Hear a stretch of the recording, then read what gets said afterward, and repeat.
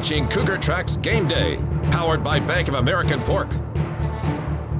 So just like last year, a game winner, excitement, but I'm going to be honest, I still like the Hail Mary better than the game-winning field goal from the freshman kicker, but it's still pretty exciting. Snap is back, it's low, hold, the kick is on its way, and it is good! It is good! It is good! With 4 seconds to go!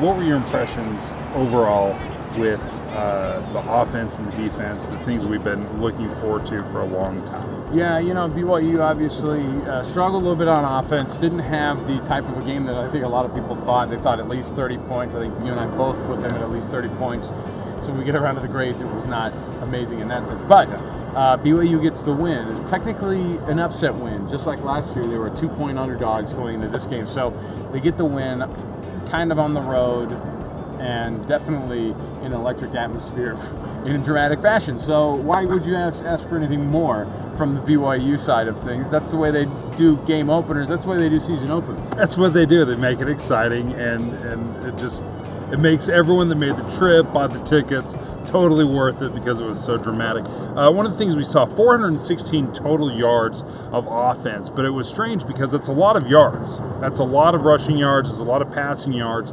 but the fact was, it was not at any point overly aggressive. Mm-hmm. I mean, when you're watching the way Ty Detmer was calling plays, it was very conservative. It was ball control. It was making sure that the defense wasn't 3 and out. I think they only had 1 3 and out the entire game. Shotgun. Taysom calls for the snap on a 3-step. A step up, a throw, underneath, complete.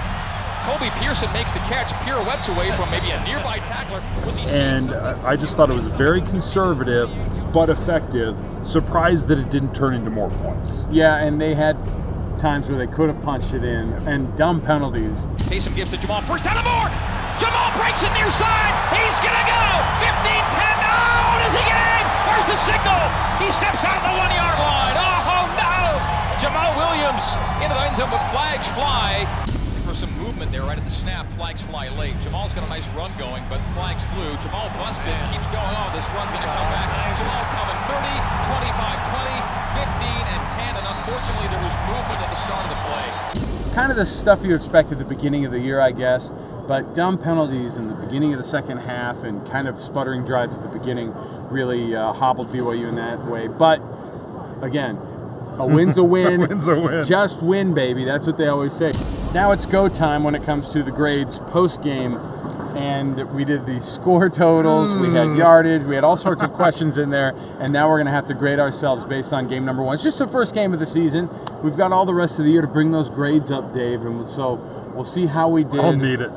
Dave's going to need all the time in the world to get that GPA up. Hey, it sounds a lot like high school, right? Sports, according to Twitter. One of the things we love to do is a staple on Cougar Sports Saturday. It's sports, according to Twitter. Throughout the game, we've been checking the tweets and after the game, but one of my favorites, actually, not to toot my own horn or anything, but I did get over 200 retweets of a very simple picture of just the BYU beer line on that side of the stadium. Oh, one of them. So a lot of them were retweets from people who were just really excited, like, yeah, nobody from BYU is going to the beer line. But I think we know where that guy's destination ended up. It was right in front of John Beck, who tweeted out this photo. Jake Oldroyd, of course, the freshman, walk-on, no scholarship, didn't even know he was going to travel until this week, had knee surgery a couple of weeks ago. You can't spell Jake Oldroyd without old. Desmond Howard. Desmond Howard always poo-poos everything. He can't have any fun and has to really point out that mission is a racket.